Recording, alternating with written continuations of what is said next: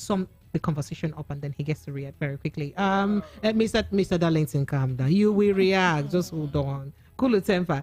So, and this says we wish to alert the Nigerian public that at about 9:44 p.m. on Sunday, July 23rd, 2023, a man seeking to confirm the residence of His Excellency Atiku Abubakar in Yola State was apprehended at the gate of the residence. Now, the man who was apprehended by security operatives at the residence of Atiku Abubakar was later handed over to the police. Upon further interrogation by the police, the suspect identified himself as 29-year-old Jibril Mohammed and confessed of being Boko Haram member from Dambao in Borno State.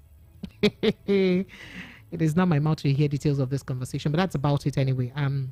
There's been a lot going on concerning this, and people are beginning to link this to, the tribunal case and all of that. But I mean, that's where we'll stop at it. So, some residents of Enugu State trooped out today, Monday, to protest the continuous enforcement of the illegal sit-at-home order by a faction of the indigenous people of Biafra.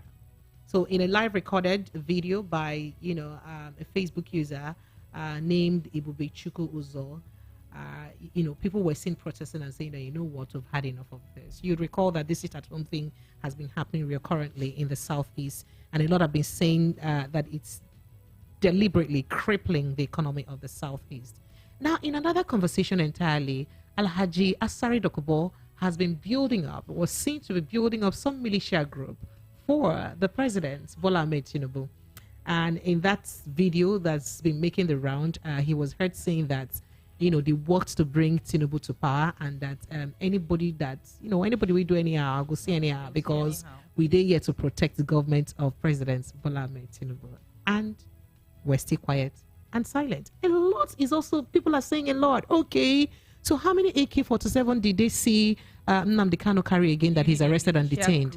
And how many AK-47 did Emefiele? Okay, wait, Emefiele was actually charged for having one small shotgun rifle. One. That's why he's held by the DSS. So who is holding Asari Dokubo right now for these things he's doing? He had like a group of militias. By the number, if I could count from what I see, there were over 200, right?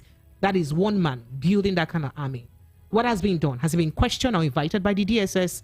Nothing yet. Well, I'll let Darlington and my other guests whom I'll let you in on to break down that conversation for you as we move on. So, President Bola Ahmed Tinubu has appealed to justices of the Presidential Election Petition Courts in Abuja to exclude the presidential candidates of the Labour Party, Peter Obi, and his party in the event of any rerun presidential election, claiming that only him and the candidates of the People's Democratic Party, Atiku Abubakar, are constitutionally qualified to contest. That is, any other person who's supposed to be run, only me and them. Nine gets the constitutional right to qualify. I just like to leave it here. Mr. Darlington, let me throw this open to you very quickly before I introduce my other guests. I just like to, savor a bit, more like saving the best for the last. Not like I'm saying you're not the best, though, Mr. Darlington. Good evening and welcome. Good evening, Lagos and my listeners. How was your weekend? Precious. Sir? We are now in a period of infamy. That is why all these things are going on. In the first place, on what ground is the Oshomole telling us that they did not elect a magician? On the grounds that you guys will not let him work and you want a quick reaction. He has forgotten that APC has been in government since 2015. And Tinubu told us that we should not pity him, that he campaigned he prepared for this job. You see, when people talk from both sides of their mouth, it brings an embarrassment to them, but they don't know. All this thing that this Oshomola is telling us now, is he trying to defend Tinubu? Did the Tinubu tell him that he is not a magician? Did he? In the first place, Tinubu is not solving any problem. He's creating problem. What Tinubu came to do is to create problem, and it is obvious. People are now saying that his 2 months is more hellish than Buhari's 8 years. I was wondering why Oshomola did not make reference to that. Let him tell us one problem Tinubu has solved since he came into office. Just one. Except creating problem. Talking from both sides of the recounting policies from assault. He has not solved any problem. He is creating more problem. He is, in fact, he came to create problem. You can see it all over the place. From the tribunal to the presidency to even his fuel subsidy remover. He said that he was possessed by a courage to say what he said about removing fuel subsidy. Is that how to solve a problem? Precious, are you aware that up till now, Tinubu have not even moved into Aso Rock? So how can you tell me that such a man is prepared for this job? That Oshomole is telling us that we should be patient with who?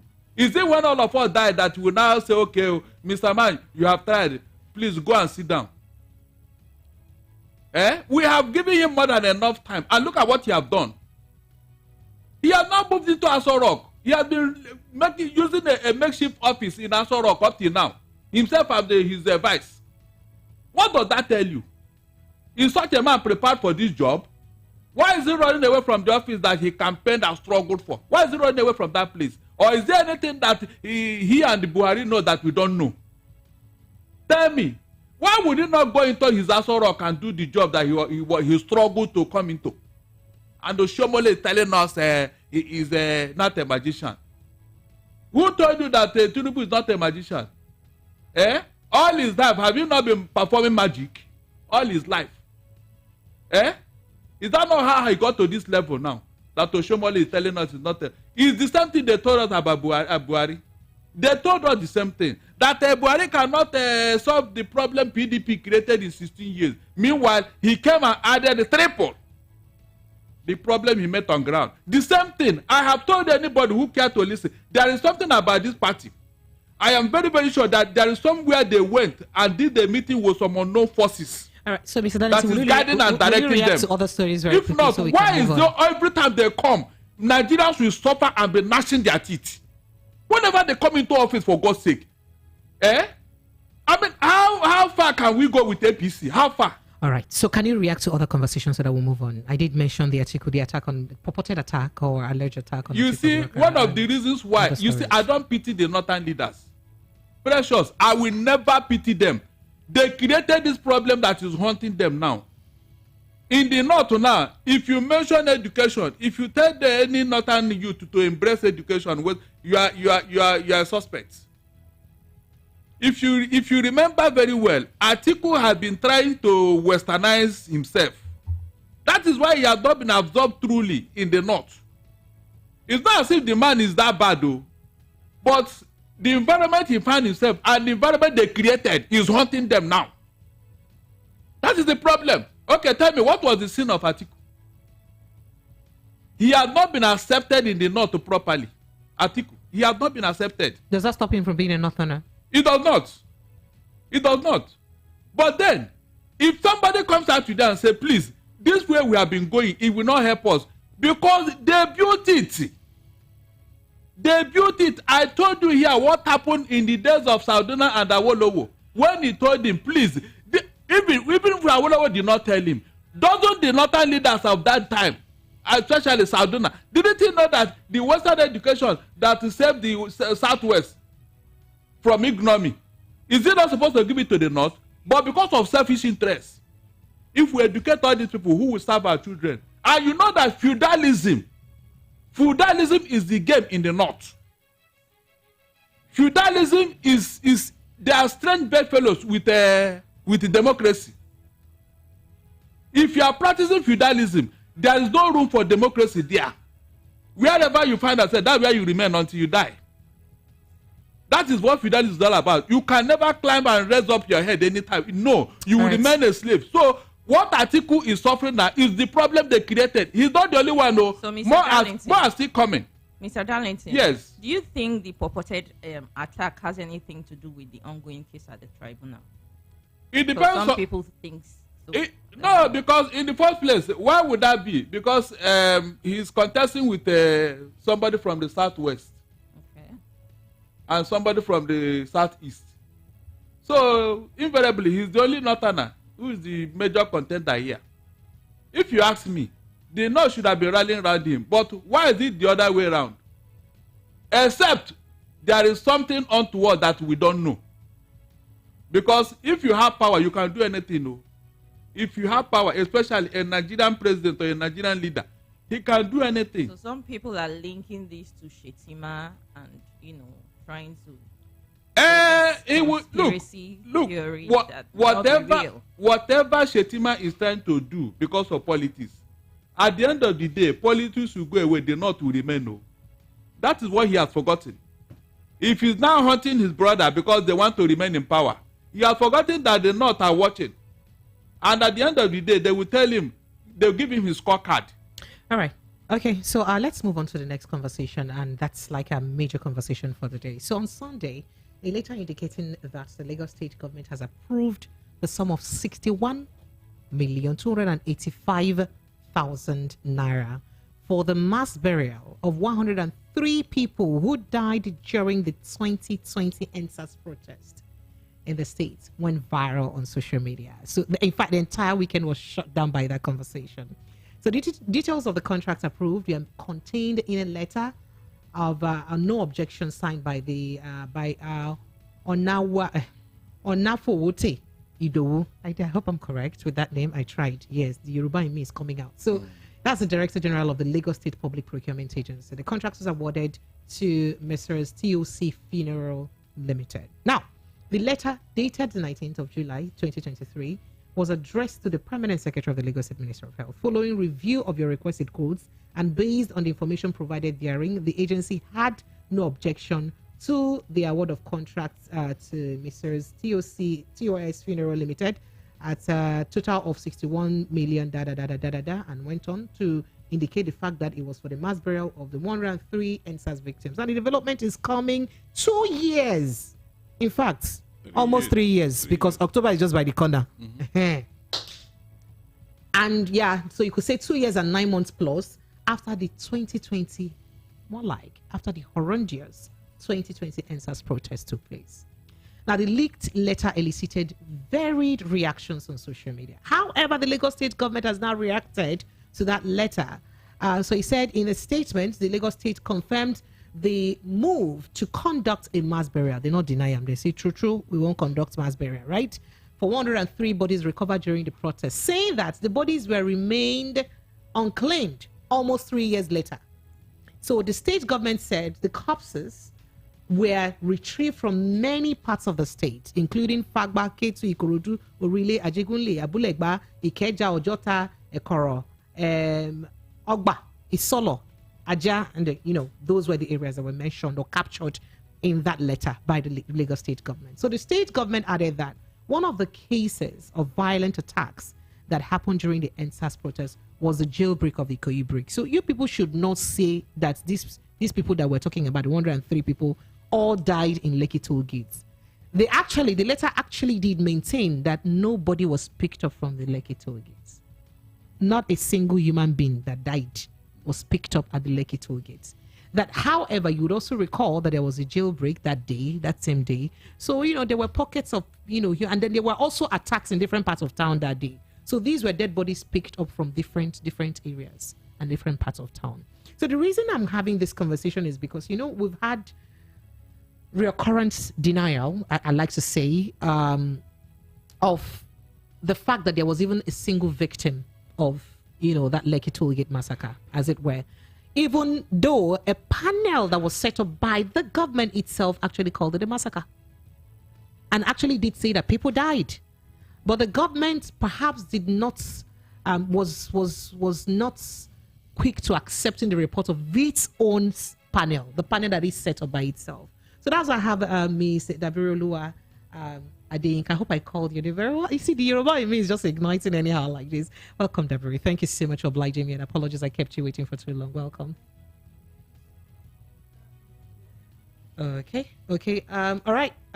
Okay. You're welcome. So I'd like us to look critically into this conversation because it's one that elicits a lot of emotions to people, and I know that you were one of the frontliners in that protest, right? And I did remember, in another fora where I did have this conversation with you, you did say that you were actually there that night with DJ Switch when she was having that live video, right? That's that live, coverage. And, she said a lot. She mentioned how a lot of people dropped before her. And even other eyewitnesses did account how people dropped. But the government still insisted that nobody died. Then coming to see this now, and then having also government deny that no, this death did not occur in Lekki Tollgate. I first of all would like you to tell me how that makes you feel based on your, personal experience, and then I'd like you to recount again what you may have experienced on the 20th of October 2020. Thank you very much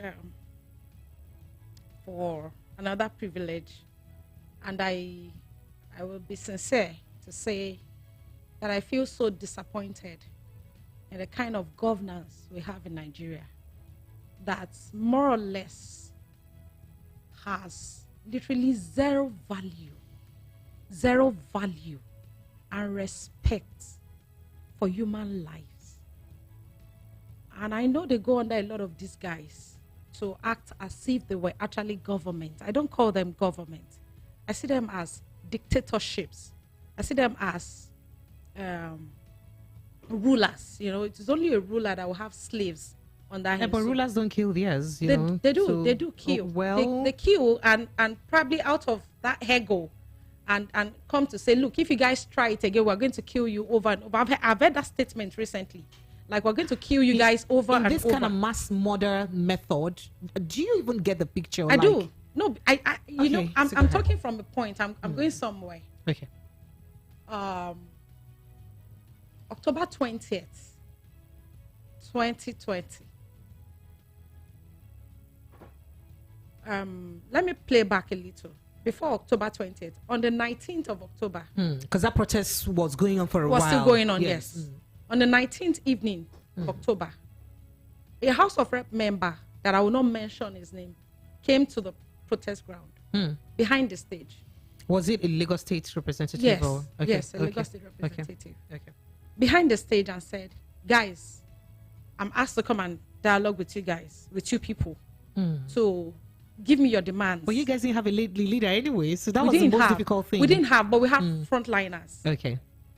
And I said, I'm asked to collect the demand, and let's reach a negotiation. More like a truce, right? Yeah, and you guys should just... demand by whom? Did he mention? He didn't mention, but he placed a call. Okay. And I know from where that call was coming from. Oh, wow. So, and then he put the call and said, Baba, I'm with them. I'm quoting. I said, I think sorrow. And there was a help phrase. us interpret. Most of us don't understand. Sorry, and he said, we're talking, we're on dialogue. Okay. And he said, so he was calling this Baba? Yes, on a loudspeaker. Okay. From his phone. Okay. And he said, after I ended the call, and he said, speak to them and let me know what is it, what's up with them. And I knew that voice. You heard that? I heard the voice. It was a loudspeaker voice. And we're about 15 of us on that sitting behind the stage. So, and then after the call, he said, look, discard these guys. You guys should discard these guys. And we can go somewhere to meet. And we can have this resolved. I will submit that you can give a deadline. And when these guys, that's the protesters, if they don't see you up stage, they will all go home. And I said, look, I'm not going to be the likes of the Oshomoles. Yeah. I'm not going to be the likes of a lot of activists that we have seen in Nigeria that through protests went into a romance relationship with government. And today, they can no longer represent what we stand for. Rather, they are busy condemning the same process that took them into the office of power, and now they've forgotten where they were coming from. And we dismissed that meeting that night. And the following morning, a lot of the frontliners, actually out of fear, disappeared. Oh. Disappeared. A few came up. A few... That's 20th. Yes, on the 20th. That was before around 3 p.m. Yes, that was before 3 the p.m. curfew thing. Yes, because I was set initially. The stage were not always set. You see the barricade well set. I was set the stage around 6:37 a.m. in the morning with a lot of hands helping. And a lot of people started removing, canopies and all, and they were like, look, it's going to be bloody, it's going to be brutal. The coffee. Wow. Even before the coffee announcement. Yeah, people So people there was got already called. intuition. Yes, people got called. People Ooh. from influential homes. We're Wow. calling their people. Yes, they got called that said, look, the armies are coming and it's going to be bloody. Whoa. Yes. Yes. No. You No, didn't say I'm that. telling you the truth. People Are got you called. serious? Yes, I'm serious. You're saying this on a national I'm saying radio. this. Yes, people got called. People got called to leave. That is going to be bloody. So we thought it was And all this was, early enough before. early enough. So we Before thought the CCTV thing yes, and all before that. the CCTV thing. The CCTV thing was already going on towards the afternoon period. So this was earlier on. This was earlier on. Oh, wow. And then a lot of people that were the frontliners were missing. And it was just myself, DJ Switch, there's one tire guy, the owner of the sound system we used, and the one that, gave the bosses and all. And we stood and I'm like, how can we betray these poor people that don't have any voice? And they have been coming out And they have been coming out every day. And you call for curfew in less than 24 hours. And there's no means for transportation. A lot of people came from afar because they feel, Lekki is more organized. So they feel safe in Lekki. That's why you see some people from even Ekpe, Ikorodu, came into Lekki. So that's why Lekki was like the central That was zone. why it looks like Lekki was the central zone, and it was all coordinated. People were taking responsibilities on. People without being And you guys asked. were giving people VIP treatment. No, not VIP. Everybody was just. I mean, like you were giving everyone VIP treatment, like food and all that was No, made the available. thing is, at a point, a lot of franchise came and said, "Look, we want to feed you guys. Look, we want to give you guys fuel free? for Fair free." donation. Oh, A lot wow. of people say, "We want to give you guys water." Some people say, "We want to give you money," and we say, "No, we don't want money. Just give us food, water." And people were bringing a lot of franchise, a lot of organizations like that.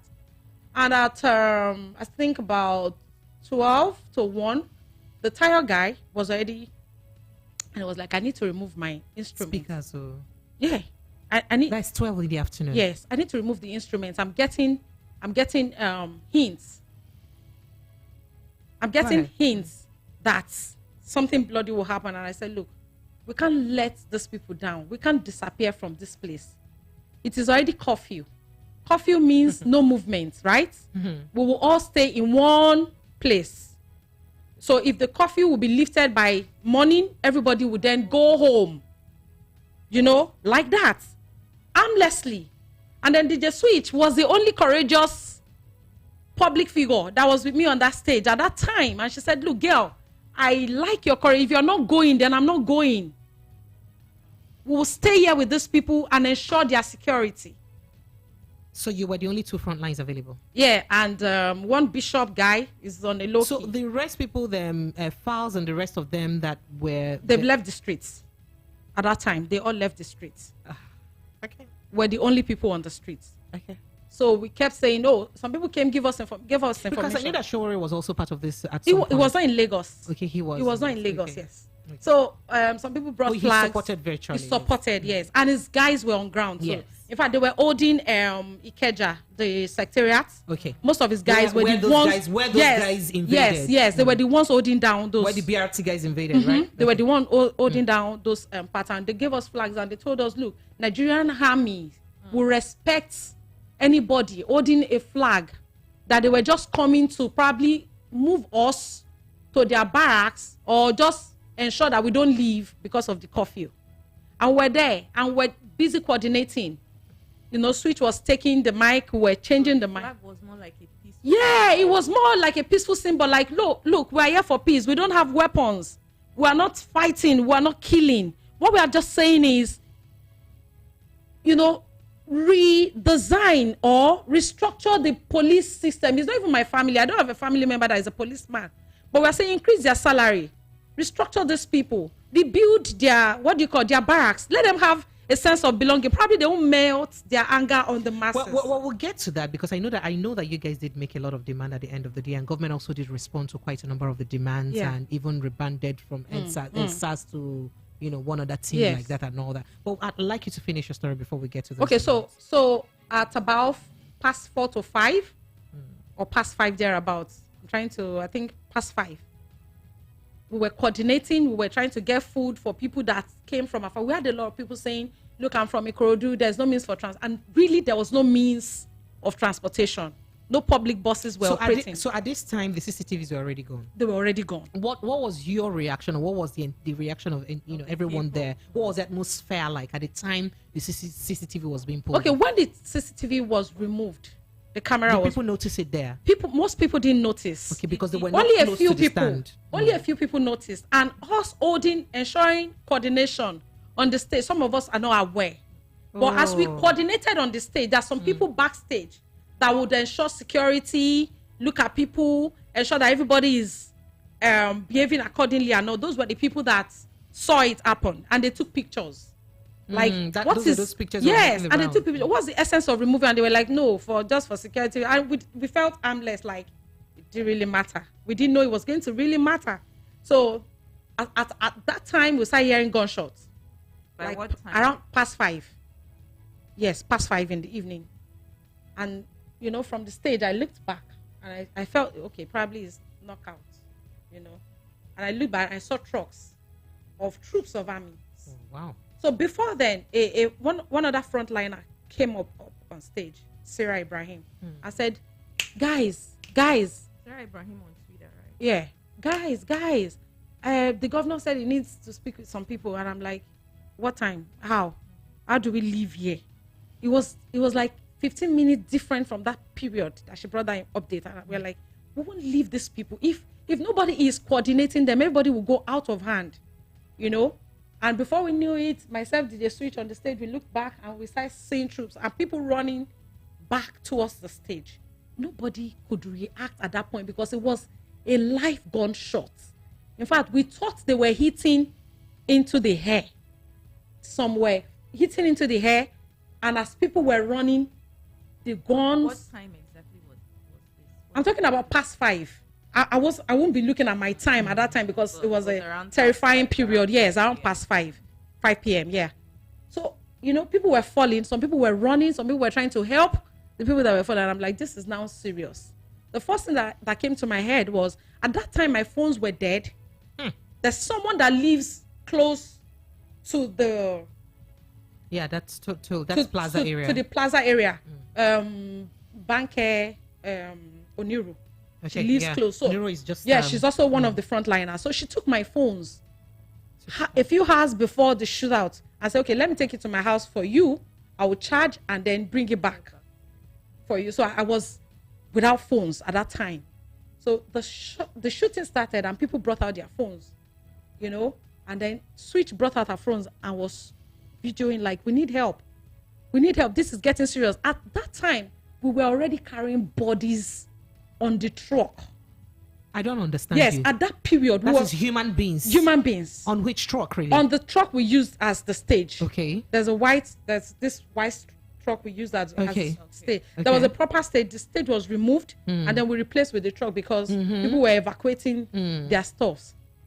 And then the shootout continued, and I'm like, I need to lie down. So when you took the bodies to the truck, what were you doing with them? No, people were just trying to resuscitate people for what they know how to do. Oh. And I lie down the truck at the initial stage, and I'm like, this is not even also safe.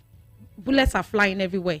I jumped down from the truck and I sat by the wheels, the tire wheel of the truck. Like I backed it like for safety to cover. And I'm like, this is metal. Anything can penetrate into the metal. The thought just came to me like, get up. People were already sitting on the floor. I was shouting, everybody sit down. Don't run. Raise your flag. That was all that I could scream because I was now the one with the public address system. Everybody sit down. Don't run. Let's be sober. Let's be in a sober, in a sober posture. And then a guy saw me and said, oh, Mama, thank you. You didn't leave us. And he came. In rushing me, I just heard, Mama, please, something enter me. Oh. Jeez. And that was the side. Yes, a bullet. He was shot? Exactly at that spot where I got up from. He just came and was like, Mama, thank you. You guys didn't leave us. And he said, no, something entered me. Oh. I didn't know that is how you will feel when you get shot. Like, it was from one subconscious place. It was like, and I looked and I'm like, blood. And the guy was like, Mama, it don't happen. It don't happen. And the guy went down immediately. I have pictures. We have videos. Those were not... Did he make it alive? He didn't. Those were not He died. Yes, there? he died. In Yes, Lekki yes, toll he gate died. there? Right in my hands. Right, he died. Right in my hands. But the government said nobody died. Not just one let me, person. Let me Not, read that report again. not just Are you him. serious? Not just him.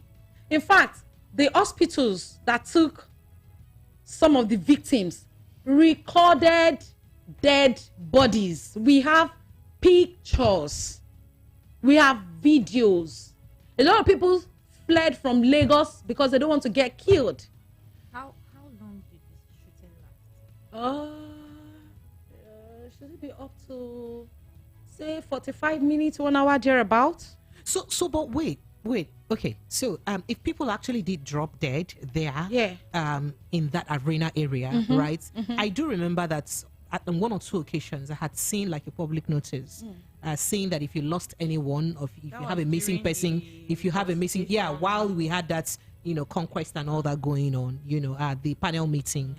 There had been announcements on whether if you lost someone, you can show up to claim bodies, and on that basis is what the government is saying that they had announced that nobody showed up to claim their bodies. So if people actually did drop dead in that place and their bodies were probably evacuated by whatever authorities, I do not know, why do you think people did not go to claim their bodies? Okay, so here is what happened.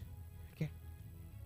So after the curfew was announced, and the next day, even after I evacuated that place, after I left, General Mata asked me to leave and go get ambulance.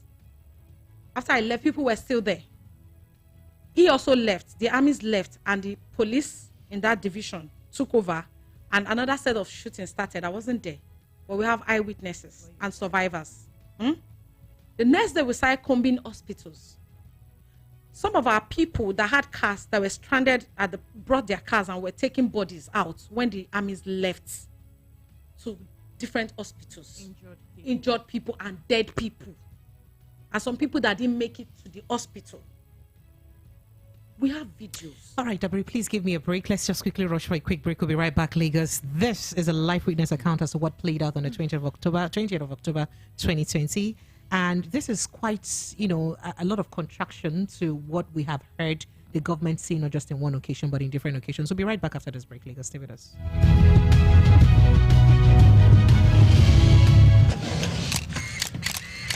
Hey, my name is Alex. I've been a content creator for a while now, and I always try to innovate to keep my audience entertained and engaged.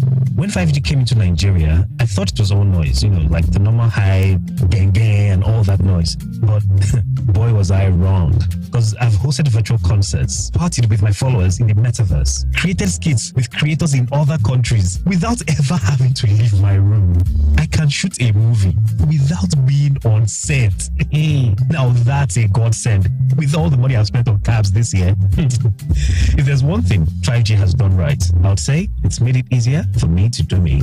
With MTN 5G, it offers hyper-fast internet speeds, seamless buffering, and applications that can only be possible via its quality data capabilities. No Pichuchu, not MTN 5G. Now available on iPhone. MTN. What are we doing today?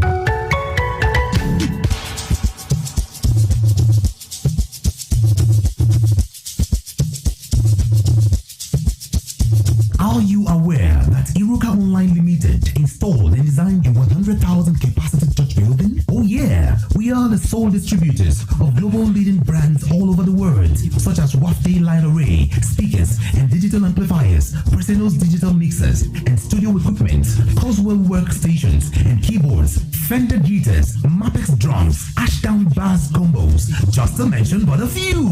We offer flexible payment plan handled by our financial department with 24/7 customer care support system. You can visit our website on www.iruka.com to avoid buying fake products. You can also visit our showroom at number 36 Lagos International Airport Road beside Golden Tulip Hotel.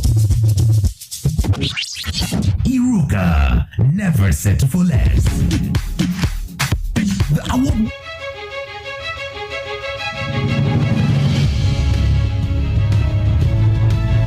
Because you are welcome back. It's still 90.3 Voice of the People. 5 minutes before 8 o'clock from our studio here, and we have Dabby in the house.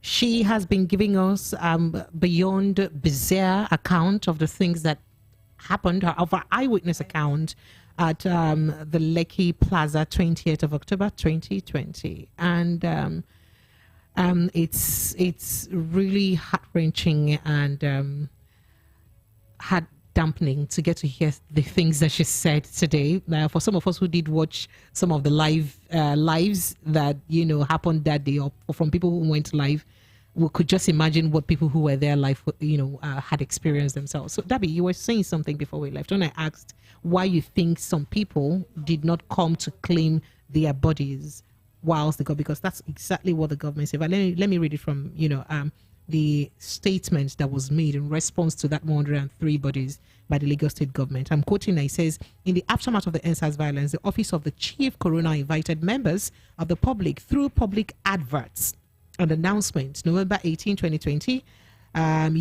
Quoted some papers, including Punch and Disney, who had lost loved ones or whose relatives had been declared missing between 19th and 27th of October 2020 from various clashes, as mentioned above. Clashes mentioned above, not the shootouts in Lekki. Do you get the point? Right. So to contact the Department of Pathology and Forensic Medicine of the Lagos State University Teaching Hospital, LASUTH, to help with identification of these casualties deposited in state-owned morgues. He said relatives were to undergo DNA test for the identification purposes.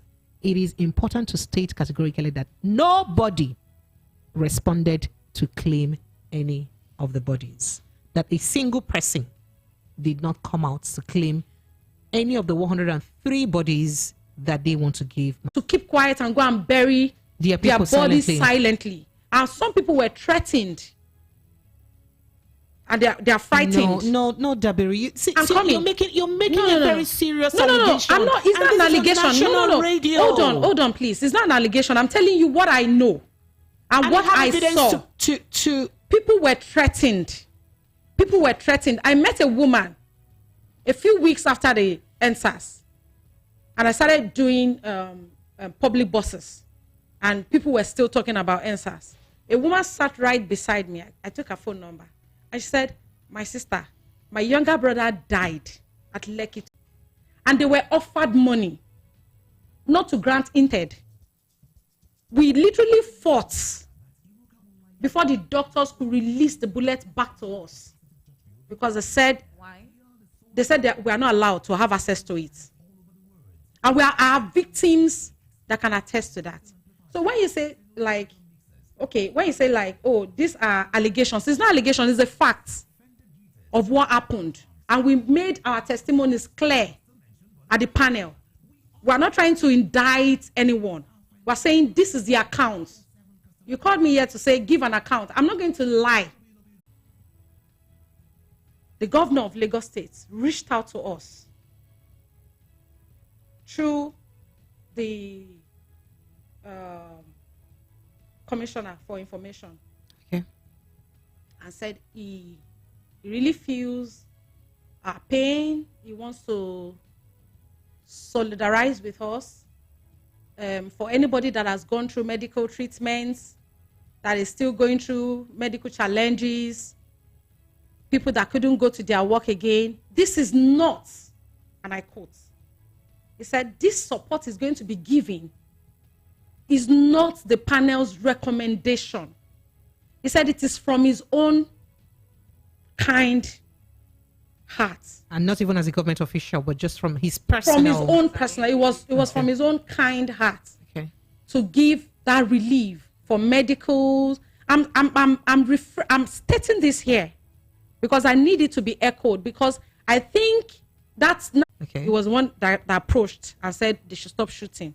And he so us. one of the generals. He came in. He didn't come with the troops. He came didn't come in with later. The troop. Oh wow! Yes. So tell us about it. We didn't get to hear. No, he came in later. Okay. After the troops were already shooting. Before the military left and the police came on. No. That was before the military left. Okay. I think he also let them off. But before he left, I left. He gave me access to leave and go get ambulance. Oh. For the people. Because he needed to get help for people for the people that were still shot and down. So that means the general noticed that people actually dropped there. Of course. He addressed us and he said, look. He saw bodies himself. Developments and all that. And I said to... It was good because it was going on for a while. And okay. For us, the same way our previous veterans that were the activists will lead people to protest and will backdoor go sit down and negotiate, and tomorrow they'll tell you, don't worry, we'll come back in 24 hours. And that's why you see Nigerians don't have trust in protest anymore. You don't see people coming out to say they want. So because he did not follow the proper channel, he didn't follow the proper channel. It should be an open conversation. Okay. Then you will see the people that will volunteer to say, okay, we are